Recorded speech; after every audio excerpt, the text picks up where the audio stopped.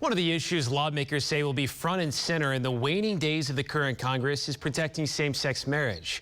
Our Washington Bureau Chief Alex Cameron has the details on efforts by some lawmakers.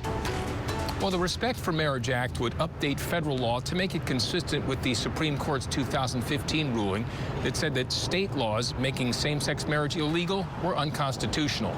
Make no mistake, there's no stopping this bill from final passage. Democratic leaders have been pushing the legislation ever since the Supreme Court's conservative majority overturned Roe v. Wade and hinted that other cases, including the 2015 same-sex marriage case, perhaps should also be reconsidered.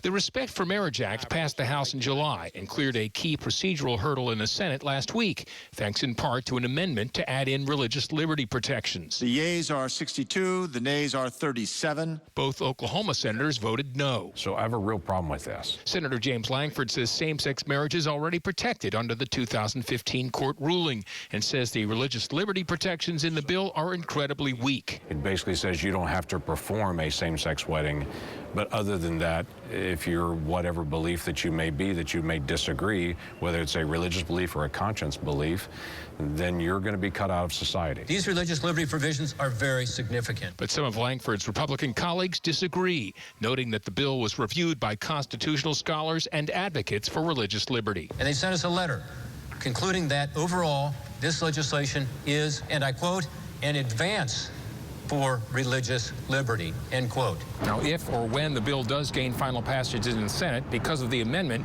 it will have to go back to the House for final consideration there. In our Washington Bureau, I'm Oklahoma's own Alex Cameron.